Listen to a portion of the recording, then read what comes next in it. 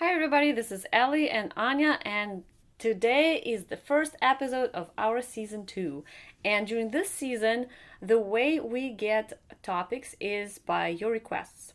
So, super excited about that. And one of the requests was a topic sex with your ex. Ooh, hot. Hot topic.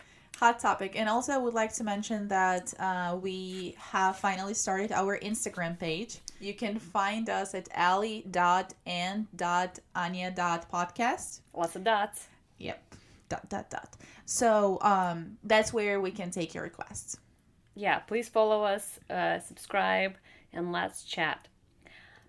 So, moving on to our conversation, sex with your ex. Wonder if you had it before or not.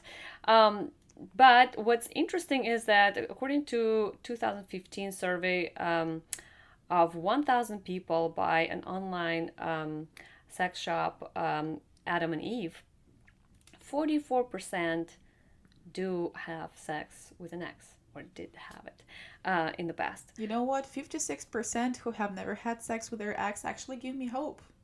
Yeah, those are really smart people. I mean, maybe they're very young or something, you know. Everybody has a chance to make a mistake or two in their lives. Yeah.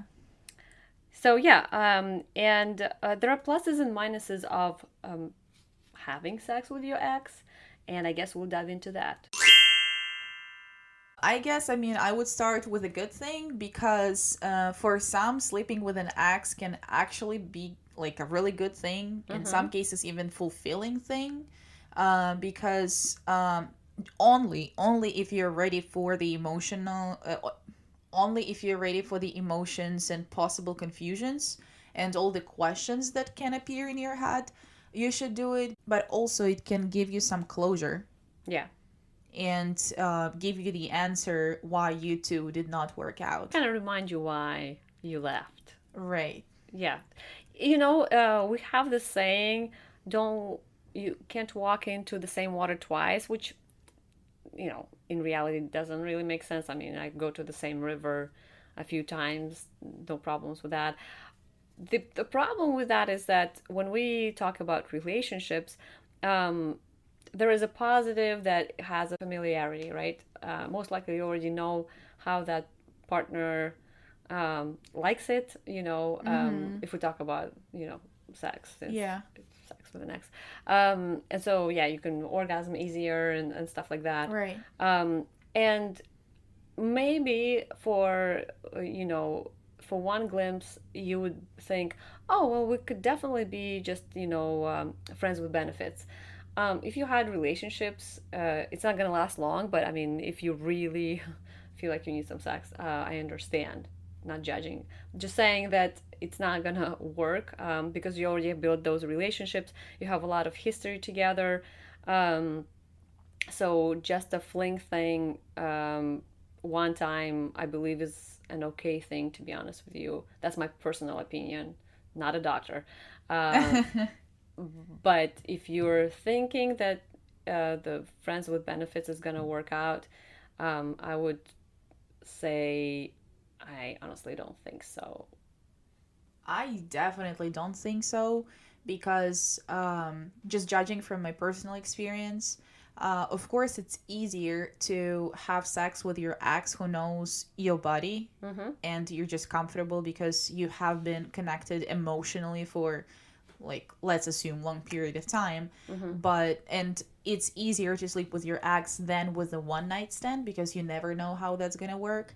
And depending on your like values and morals, obviously, once again, right, like, why do you need to sleep with a stranger if there is a person who Already, knows, yeah. right? But sex is not gonna bring you back together. So, okay, I actually have one person who had been my ex a few times in my life. Yeah, clearly it was my ex-husband. Yeah. The longest story of my life. Yeah. And at one point I had sex with him as an ex, and it was a negative thing. And the last time, it was a positive thing. Let me tell you. So, the first time we were dating for a I'm while. so sorry, like I'm gonna interrupt you right now, Yeah. but I'm even curious if that was a bad thing, why would you even do that again? Oh, yeah. You know? Timing is everything in life. Okay. You know how there's a different conversation that is kind of tied to that. I always deviate in these podcasts. It's So here I okay. am. We're talking about sex. Yeah, yeah. Here I am doing it again. Basically, the question is, do people change? Well, the cells of each human change every 7 years. So technically, you do change. And you do change your opinions based on your experiences. So we Mm-hmm. do change. Mm-hmm. Um, and when it comes to people in relationships, sometimes it doesn't work when you're in your 20s, and sometimes it works later on, Mm-hmm. right? Yeah. Timing is the master. Yeah. And the point is that first time when I was dating my ex-husband, we were so different, and I was so in love with him. Okay. And so that's a negative. I had like broken up with him, and then we had the last sex. Mm-hmm. Um, and so yeah, when you're still in love with a person, sex with an ex is bad because you still have those feelings, and you kind Right. of feel like trash afterwards because you're And also you like, have that hope, like what if? and even if your hope is like dead, it's still super sad. So it's kind of like a Mm-hmm. sad Yeah. sex, you know? Sad sex. SS. Yeah. So then after that, time went by. I like moved states. He moved countries. Like 3-ish years went by, and then we met Mm-hmm. again. So then we built an absolutely different relationship where he was crazy in love with me. And anyway, long story short, we got married. Long story short, guys, they got married. We got married. Had a okay relationships, lots of ups and some downs, clearly. Yeah. And then when like I already left, I already moved away to another state Mm-hmm. again. Right. Ran away. Um, and then I had to like come pick up some stuff. And anyway, we had sex. It was great, actually. Like those emotions, like, this will never be again. Yeah, yeah, yeah. And you have all these like memories. And man, and he was like the story of my life, because Right. I fell in love with him when I was 18. It was in Ukraine. Yeah. Then we were here. It's just like on Right. and on, That's long da da time. da. Yeah. A lot of time investment and emotional Yeah. investment. Yeah. So clearly, the sex was good. But like when was having sex with him, I was like, oh, this is the end of the story. Boom. Mm-hmm. So to me, it was kind of freeing, and I kind of cherish it. I know it might sound weird, but I cherish it because I still love that person as a human, Mm-hmm. right? Just because it's not working out with both of us doesn't mean Romantically, right? he's like a bad guy or Mm-hmm. anything. He has his things, I have my things, Right. whatever. And so that was my closure. And so that's a positive thing. Sometimes you want that closure. To me, I had my own closure, but the sex wasn't as good as I thought it's gonna be. And Was it then I ever was good? like, was it ever good? I had some moments here and there. um, and that's like that was the moment when I realized like you have to Get like out. get out Mm-hmm. like right now. Yeah. And I felt so bad because I was the one who initiated it. Mm-hmm. And then I was like, Hannah, like, what are you doing? Like, why are you even here? Like, what is this for? Right. Because I gave up all my hopes Mm-hmm. at that moment, and I was still craving sex, God knows for what. I don't even have an answer right now.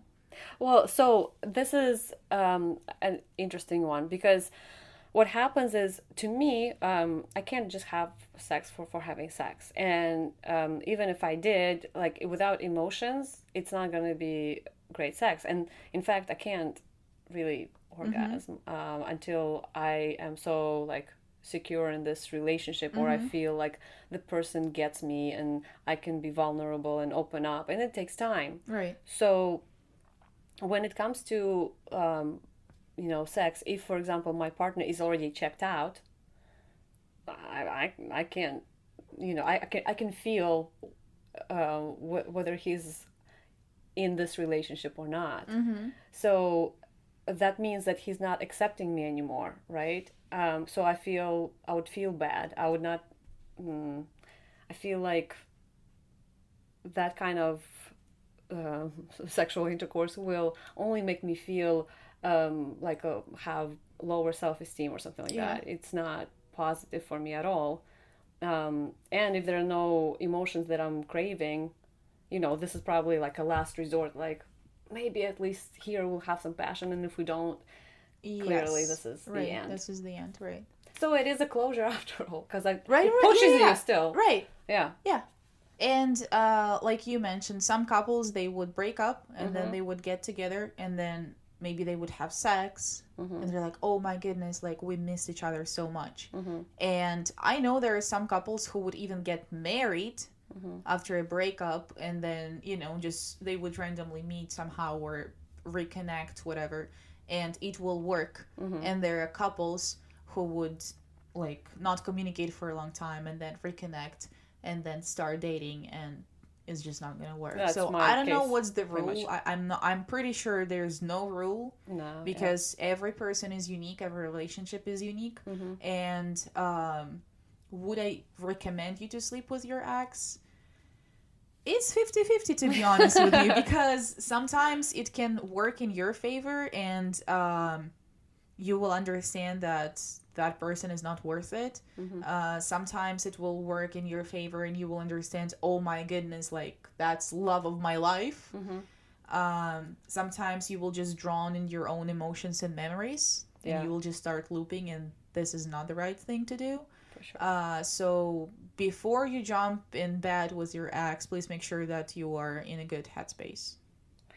Yes. Headspace, right? That's the word. Yes, yes. That's a good advice. I like that. And additionally, from me, just don't judge yourself too harshly, because every time we make a mistake, relationships are hard overall. And um, sometimes the brain, or a lot of times the brain is not connected with with emotions. So like, I don't blame you if you slip up. um, and don't blame yourself too harsh either. As Anya said, try to be in a good headspace. If I feel like I'm too emotional and clearly I'm not making right smart decisions, the best thing that works for me is to get out and give myself time before I really do something. Um, and if you have already done it, well, now you know. You'll figure out, you'll feel whether it's positive or negative. I have a question though. I remember we talked about it and you tell me a beautiful story. So, what do you do when you are in a relationship and you know that it's not going to work, right? I mean, there are some Mm-hmm. things that just don't add up or whatever, Mm-hmm. but the sex is awesome. So, as far as I remember, you had a relationship like that in your life, Mm-hmm. where the connection was crazy and Yeah. the sex was amazing. Yeah. So, what is your advice over there? Advice. Well, hard to advise on that one. Of course. Hey, hello, who's there?